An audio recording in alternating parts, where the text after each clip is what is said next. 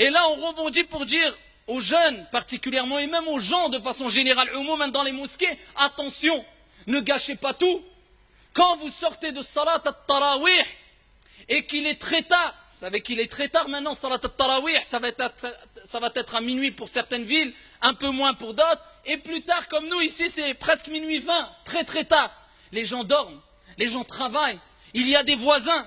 Et le prophète a dit à 3 reprises, comme vous connaissez toutes et tous le hadith par cœur, rapporté par Muslim, Wallahi la yu'min, Wallahi la yu'min, Wallahi la yu'min. À 3 reprises, le prophète jure. Il jure, le prophète, à 3 reprises. Il n'est pas croyant. Il n'est pas croyant. Il n'est pas croyant. Qui c'est cette personne? Jusqu'à ce que tu jures à 3 reprises. Celui qui ne préserve pas son voisin de son propre mal. Du bruit, des insultes, le fait de mal se garer, eh bien sache que le prophète a dit à 3 reprises, il n'est pas, c'est-à-dire il n'a pas complété sa foi, il a un khalal, une déficience grave dans sa foi. Bien qu'il puisse prier toute la nuit, jeûner toute la journée, faire des invocations, lire le Coran, eh bien ça reste quelqu'un qui a une déficience grave dans sa foi.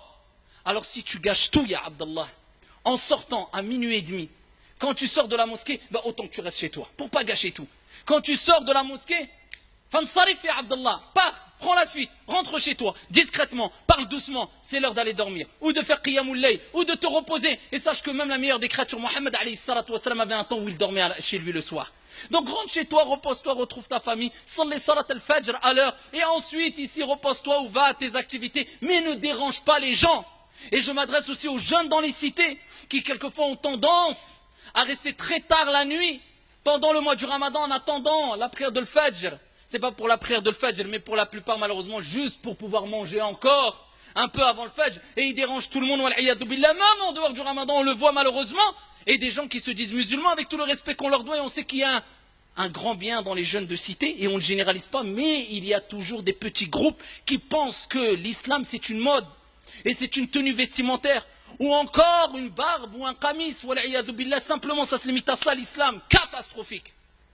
Et le comportement dérapage toute la nuit, jusqu'à ce que des gens, même des musulmans, invoquent contre eux. Et combien de jeunes on a vu, et combien d'histoires on a entendues, et on a vécu, où des jeunes musulmans qui dérangeaient d'autres personnes, musulmanes et non musulmanes, dans des quartiers, d'autres personnes invoquaient en ça, contre cette personne-là, jusqu'à ce qu'on entende Foulan met, Allah yarhamou. C'est un jeune, 15 ans, 18 ans, 20 ans, met, pourquoi?